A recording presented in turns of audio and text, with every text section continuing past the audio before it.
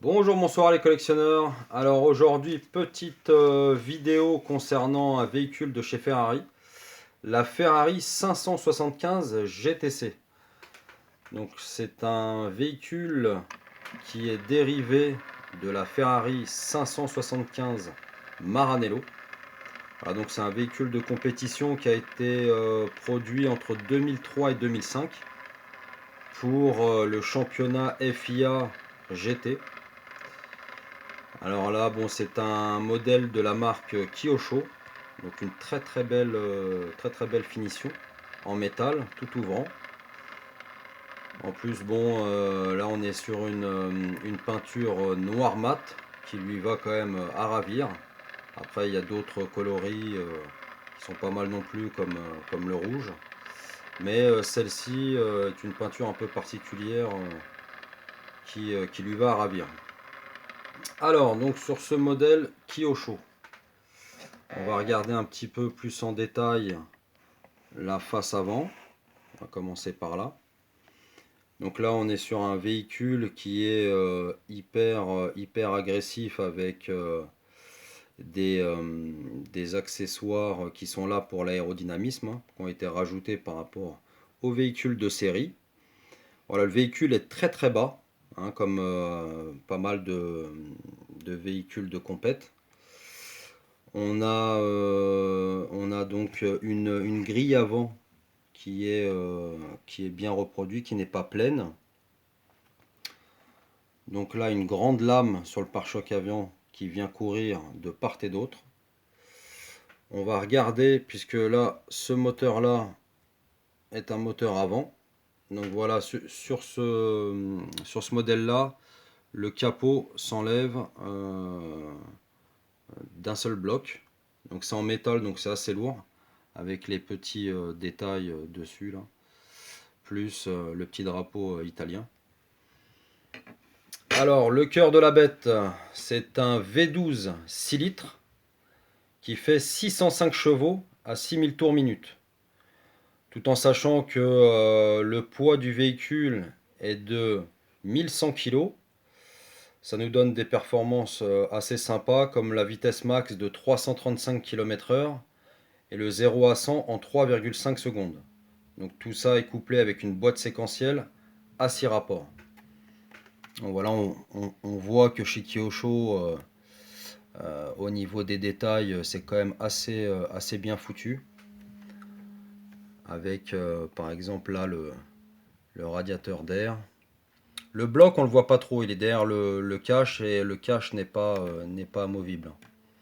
Mais bon, dans l'ensemble, c'est vrai qu'il y a il y a les petits soucis du détail. On voit même devant certains, certaines petites choses qui n'apparaîtraient pas sur d'autres marques.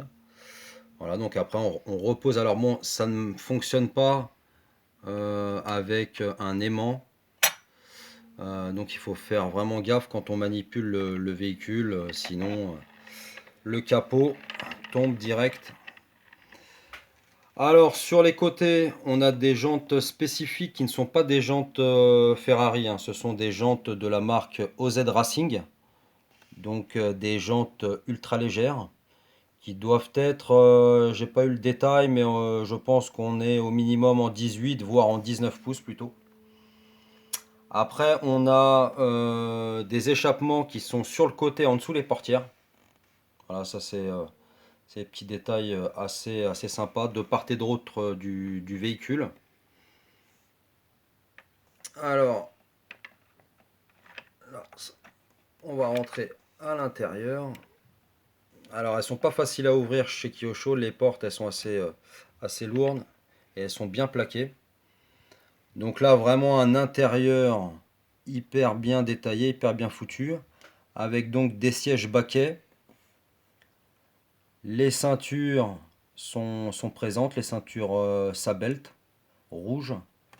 Donc là, vraiment, tous les petits détails sont reproduits. Devant, donc on a les renforts, hein, pour les véhicules de compétition, l'arsocage.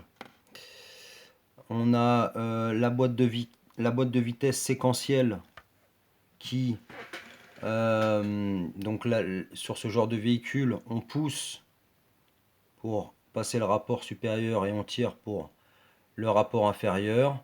On a même en dessous du volant le petit détail qui va bien avec un petit ressort. Donc c'est vraiment bien, bien reproduit, hein. Kyosho dans l'ensemble, c'est une très très bonne marque de véhicules, même si ces dernières années ils sont un peu plus en difficulté. Alors, on va passer à l'arrière. Alors par contre l'arrière, donc on a un sacré diffuseur, hein, hyper balèze, avec un aileron énorme pour l'appui aérodynamique. Par contre le seul truc qui a souffert un peu avec les années, c'est le petit logo Ferrari. Alors là pour le coffre, c'est un petit peu délicat, il faut y aller doucement. Donc on soulève et on tire. Voilà, encore une fois, les petits détails au niveau du coffre. Donc là, on va remettre. Voilà, on le remet par là, en haut. Ouais, en bas, je veux dire. Hop, tac. Et ça vient se clipser. Donc on a aussi là, sur les portières, du carbone.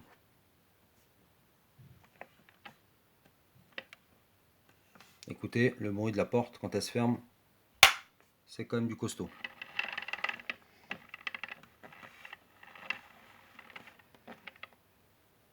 On va ouvrir à l'autre côté.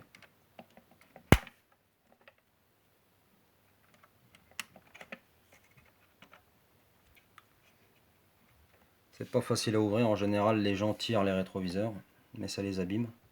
Donc même là, côté passager, on va dire, puisqu'il n'y a pas de passager, mais il y a tout le câblage, l'électronique, donc tout ce qui est petit détail qui était présent sur le véhicule d'origine, tout est reproduit fidèlement.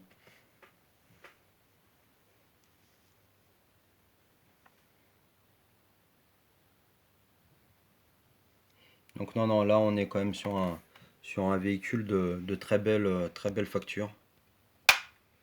Voilà, avec encore une fois l'échappement qui se trouve juste en dessous.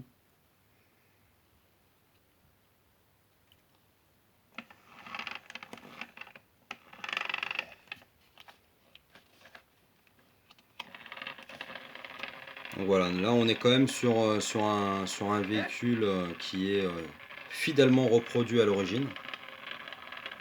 Au niveau de l'esthétique, c'est vrai que la 575 Maranello était déjà un véhicule bien sympathique. Et là, en version compétition, eh bien c'est beaucoup plus agressif. Hein, c'est vrai que j'ai pas mentionné tout à l'heure, mais même sur le capot, le nombre d'entrées d'air pour pouvoir refroidir le moteur, c'est assez impressionnant.